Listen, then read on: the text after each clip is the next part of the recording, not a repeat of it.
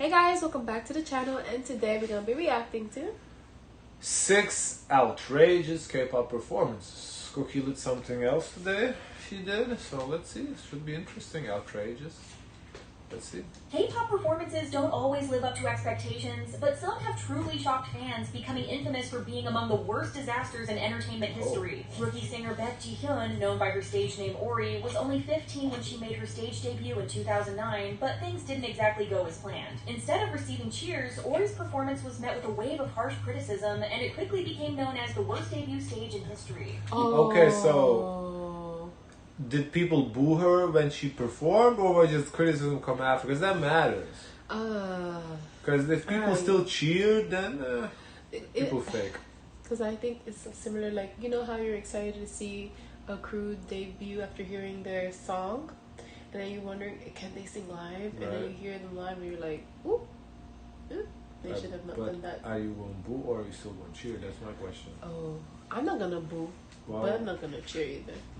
Even though it was her first time getting on stage, many comments didn't hold back and criticized her singing skills, with viewers leaving extremely harsh comments such as, "That was actually awful. Her voice cracked, barely on tune. It was difficult to watch it all." Wow. Because of her shocking debut stage, Orie quickly became the talk of the country, and rumors about her and her background started spreading quicker than one would expect. Some netizens questioned how a singer with such low skill even made it onto a show like KBS's Music Bank, which led to speculations that she either came from a rich family or had a strong connection. Is it solo? She's a solo act? Oh, yeah, that's a good question. Well, I mean, why did, if she can't sing, why didn't she lip sync? Because you don't, we've seen not everybody sings live there, so why the fuck she's live if she can't sing? The scenes. Unfortunately, it seems like Orie was never able to salvage her reputation after this performance, as she eventually disappeared from the industry altogether. Wow. Years later, she admitted that the hurtful comments left a lasting impact on her, leading her to not only leave her agents. I wish she include like a snippet of the performance to see I what would we're have talking loved to about. see it. Maybe we can find it. But it's so interesting to me that she performed so poorly. Why is that interesting to you? Because you choose to sing live. Right, but when you don't have to. You don't have to. Yeah, but it's the nerves, you know, like who the fuck knows? So who told her Could just be a she might be a great singer, but just a bad performance. Like, shit happens. How do you know? You know, the nerves and everything is her first time on the stage, and you know she got a little nervous shits and she pooped the bed. It is what it is. But that shouldn't stop her from it did. It fucked up her mental, and she couldn't get on the stage again. But also to give up on the entertainment industry entirely. Wow. NewJeans are one of the most beloved groups in the industry, but you know they couldn't escape backlash. That I was thinking of Dua Lipa, because initially she wasn't, when she first came out, her dancing and her singing wasn't on point as it is now, but she took the criticism that people were leaving for her and improved significantly. There's a whole video on that, actually. I'm super impressed with Dua Lipa. Now she's an icon superstar. As one of their performances created a huge controversy. During an Inkigayo performance of their song ETA, fans were shocked to see the members suddenly play out what they assumed to be a live iPhone commercial. The group has been known for endorsing Apple products. However, using performance for an iPhone ad space wasn't well received by fans, as they felt like the group had crossed a line. Really? Some netizens even shared that the performance felt less like entertainment and more like an extended commercial. To them, the ad placement was intrusive, likening it to... Well, to me, that's cool, creative. Not something you see every day. I think is great. I feel like that's a part of them making the performance relatable to the youth, because they're young girls, you know? Yeah, we've seen that now with like a lot of artists. They bring their iPhone on the stage and create like a space for social media to participate. Music performance. Some even went as far as to question if NewJeans crossed the line set by the Korean Communications Commission on product placement, sparking debates on whether music shows should even allow this kind of advertising. On the other hand, fans of the group appreciate... They just mad because, you know, Samsung is a Korean company and they promote Apple. But that's interesting, because then, you know, the laws are there for a reason. So that would be interesting. No, but that'd be interesting if that's a question that someone is arguing, saying, well, they broke the FCC guidelines or the guidelines for ad space. That would be an actual interesting argument. I would like to see into the that. performance, saying it fit the song's concept and added a trendy visual element. Not to mention, the entirety of the ETA music video was shot on an iPhone, so to fans, it didn't feel as weird to see the girls bringing the phones on stage. Despite the justifiable reasons the fandom presented, the public was still put off by the decision to bring out the phones and start recording in front of a live audience. To me, the only way you know it's an iPhone if you could see the Apple, right? No, the cameras. Oh, the 3? Mm-hmm. Oh, for me, I always think if I can see the Apple logo, then I see it's an Apple. Logo, yeah, of course. But Because now I think all phones, they have like those 3 those 3. The order is different. Because I would think that it would be impractical to have the iPhone without it being in a case, because it could break quite easily. So I thought that was a little bit impractical. You can see the logo throughout the case. Through the case. Mm-hmm. Yours too. No, this is on the case. The case comes with it out. So. I guess. As with every Blackpink concert, excitement ran high for their Born Pink tour stop in France last year, with fans being eager to see an unforgettable performance from the members. The concert managed to gather an audience of 55,000 fans, but even though most of the attendees had a good time, others witnessed what was said to have been a mediocre and extremely lazy performance. The French media, and particularly the newspaper Le Parisien, were overly critical of the show, labeling it as the worst summer performance and saying it was messy and full of missteps. The publication especially had a lot to say about the group's choreography, which despite being known for being high energy and heavily rehearsed, was called out for being too textbook. Critics also noted that the members often seemed out of sync and called the overall performance unsuitable for the huge crowd that had gathered. It depends on a lot of variables. The criticisms didn't end there. I would wonder, okay, how long they've been touring. Maybe they're tired. Also, they're older, so they can't necessarily do those same moves as they used to or be able to. And also, they're human. And not every day, every night of a performance is going to be your best performance. Right, but at the same time, the journalists get the right to criticize if it's not Oh, good. yeah, for sure. It's just, The publication. it's unsettling because, these is an iconic group. Yeah, but So the any iconic group feedback- can have bad nights. Yeah. Also highlighted that the sound quality was just as bad, with microphones reportedly catching off-pitch singing. Even the concert's video footage was said to be shaky and poorly coordinated, making the performance look bad for anyone watching the screens. The review even pointed out a strange moment near the end of the show where Jennie suddenly walked off stage for no reason, leaving fans confused and giving the impression of unprofessionalism. Meanwhile, as if to distract, the 3 remaining members seemed to spend time giving a fan... I feel like the purpose of this is to keep the groups humble, Don't think this is bigger than you. You also have to keep a standard for people who pay tickets to attend to the show. It's the same thing here in the States. Yeah, If somebody has a bad performance, they're going to get dragged. Yeah. Like, we drag Meg Thee Stallion all the Yeah. time for her shitty performances. I remember at one point, Tiffany Haddish, she was in the A leagues of comedians. And then she had a bad stand-up night on New Year's. And she was just bombing, and ever since then, people don't view her as an A-list comedian anymore. So it's kind of crazy how a bad night can change your trajectory of your career. Holding aside their full attention, which to some felt very random and a waste of time. Upon seeing this review, Korean online forums lit up with disappointed comments, as many called the members late. The thing that I don't like this video because Why? it's not showing the performance. Yeah, Like we're just I talking wish. about I it. wish Like you saw it. I want to see how outrageous it is. Cause Maybe if copyright reasons, they cannot show it. you can show like 10 Oh. fucking 10, 15 seconds show. Like, come on. Like, I don't be talking about a performance. Oh. Like, just show me 10 seconds, see how bad it is. I wonder if No. Cookie Lit worked with a team of people, because then she could have told the team, hey, include the She didn't clips. work with no team, no people. She don't even speak. Like, that's not her voice. That's AI voice. Oh. And unprofessional. One top-voted comment even said, "This was just, it wasn't it. It was embarrassing, to be honest. The perfection they had in their debut days is Top voted comments. So top voted comments are experts now. gone. Whether this concert Is was it just top- an off night It's or just a comment that's most upvoted. Most but that's, upvoted, but that's the yeah. consensus of what people feel, no? Yeah, but Yeah. At the media criticism before that made sense because no media, there's some sort of respect carried with Yeah. the media. Like, Yeah. it's the same way that we criticize. It's meaningless. It's our opinion. Who cares?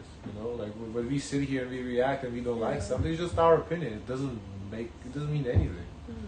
A sign of the group having internal issues is unclear, but people couldn't help but be disappointed at them. Sserafim faced the same criticism, more or less, when they took the stage at this year's Coachella Festival. After it was announced that they would be performing, the public was hoping for an impressive show to represent South Korea on the world stage. Unfortunately, instead of applause, the group faced a wave of criticism from fans and netizens who felt their performance didn't live up to expectations. A significant part of the criticism centered on the group's live singing. Probably the worst performance on Coachella that we watched. We saw quite a few performances. Yeah, they have improved since. Yeah, they have. That their vocal projection and pitch stability weren't the best, and that they were often drowned out by the backing track. The backlash eventually got so big that Sakura was forced to address fans directly on Weverse, sharing that the members were proud of themselves and that they had truly put all of their strength into it. She even acknowledged the criticism but stood by their performance, saying, "The performance may have looked immature to some. However, nobody is perfect, and it is an undisputed fact that it was the best set among those we have shown." Sakura Girl, bye. Excuse me? Hell no. What? No. What? Coachella was not good for Sserafim. They have better nights. No, that was They not have better a nights. good Don't lie. Posted little to ease the controversy, as some fans believed that the group needed to make it up to audiences by delivering a better show next year. In fact, many fans felt that they still had a chance to prove they were capable. Next year? They ain't coming back to Coachella. There's no next year. Of holding their own on an international stage, and that South Korea could one day feel proud to be represented by them. In the early 2000s... Now, if they do come back, that means Hybe has a lot of pull. Oh yeah, that's here in the States we do not play. If you flop on stage, we will drag you. Korean indie scene had become a true powerhouse in their music. Right, that's the difference we in will culture. Drag you. Like, I feel we will drag you. But then again, Korea they drag you too, so I don't know. I don't know. They stand for their queens. I feel like in Korea they walk around eggshells. Like it feels like sometimes. But then again, we do see like they send fucking wreaths. So I don't know. Because sometimes I get a little nervous, but then I'm like, I can't insult my intelligence because how they were performing that event at Coachella, it was not their best. I don't know. I don't know. I could not stand by that because that's outrageous. Dude. You're making me look dumb. Industry. However, one single performance suddenly wiped all indie bands off the radar for more than a decade. At the time, talented bands like Disastrous, Joram, and Crying Nut were gaining popularity to the point that mainstream music shows were eager to spotlight the indie talent emerging across the country. NBC even launched a live music camp in 1999, which became a platform that featured indie bands weekly, giving many up-and-coming artists a chance to showcase their music in front of huge audiences. However, things took a horrible turn on July 30th, 2005, when a punk rock band named Rugs decided to put a twist on their performance. They decided to invite members of other groups to join them on stage, trying to give the crowd a fun surprise, or so it seemed at first. Suddenly, as the performance neared its end, two members of the bands The Couch and Spiky Brats took things way too far as they removed their pants and began jumping around the stage completely naked. Around 4 to 5 seconds of their completely exposed bodies aired live to viewers across South Korea, which caused shockwaves throughout the country. Unsurprisingly, the two men faced immediate consequences as they were quickly arrested and charged with public indecency and interference with a business. They were even tested for substances, which did come back negative and eventually received 2 years. They did this sober? Won Jong-hee, the member of Rugs who invited the others on stage, also didn't get off scot-free as he too was arrested, despite insisting that he had no idea they would act so inappropriately. Either way, the damage was done and live music camp was cancelled almost immediately, eventually replaced by what we know today as Show Music Corps. NBC then went as far as banning indie bands from appearing on its shows from 2005 to 2009, and other major broadcasters soon followed with their own restrictions, nearly completely eradicating indie music from Korean TV. PSY, aka Park Jae-sung, might just take the cake for one of the most controversial and even terrifying performances, as fans were shocked to find out that he had taken the stage at a massive anti-US protest concert. When PSY's famous Gangnam Style took over the world, it especially captivated America, as the US market became a significant reason for his continuous worldwide success. However, despite his popularity and the benefits he reaped from American audiences, people were shocked to find out exactly how he felt about the US. His feelings for the country truly darkened in 2002 when US troops were stationed on the Korean... 2002, but that was way before his popularity. Like, nobody knew about him in 2002. Peninsula, something the population was heavily against. PSY participated in a concert protest where he smashed a model U.S. military tank on stage to express his opposition to military activities. His performance was a direct response to how an American military vehicle had caused the lives of 2 Korean schoolgirls. This wasn't the only time that I mean, that's understandable. I don't necessarily have a problem with that. I'm not offended. Yeah, everybody has a right to protest. Yeah, that's the beauty of America. Yeah, that's free speech. Yeah, I don't... We respect that. Yeah, he protests against. I mean, sounds Yeah. like a cause to protest for. 2 Koreans Yeah. were killed because of Americans. I don't see a problem with that. That's why directly opposed the American military either, as just 2 years later, he took things even further. In 2004, a South Korean missionary became a revenge victim in Iraq, all because of South Korea's support of the ongoing war led by the U.S. in Iraq. PSY, enraged by what was happening to Korean citizens in support of the U.S., decided to wrap his feelings out in another protest concert where he directly addressed American citizens, wishing incredible harm upon them for going after Iraqi citizens and personnel. As expected, the backlash against him was immense, so despite everything, he was still forced to come out with an apology. He released a statement in 2012 saying that he acknowledged the sacrifices made by American servicemen and women in defending freedom and democracy both in Korea and globally. I don't know. Like I feel it's not a big deal. It's a free I don't speech. know that last part. Wishing harm on people. Well, I don't know exactly. I don't know that. You can't take what Cookie likes here. I don't know about that. I understand protesting, but not saying people to harm themselves. No, I don't.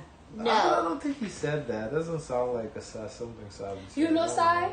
You a No, Sai apologist now? Yeah, everybody's apologist. Apologist. I don't know. I don't know. He concluded by acknowledging that he's learned there are boundaries that shouldn't be crossed and apologized for how his lyrics were understood. Yeah, there was were understood, not what they actually meant. Okay, Sai. I don't know. That's the thing. Interesting idea for a video, but the execution not the best. She didn't include the naked people, so that was cool. No, I didn't see that. I couldn't have. Well, it was blurred. You didn't see it. But you got the gist of it. You got saw them jumping around, so that you got. I wish for all the performances we got to see the visuals to kind of understand what we talk about. Cause that story was the worst story, honestly. That impacted all indie artists. That's unfortunate. Yeah. Oh. Well, guys, of course, we want to know your thoughts. Don't forget to like, comment, and subscribe. Join the Discord. And as always, share as much kindness as possible.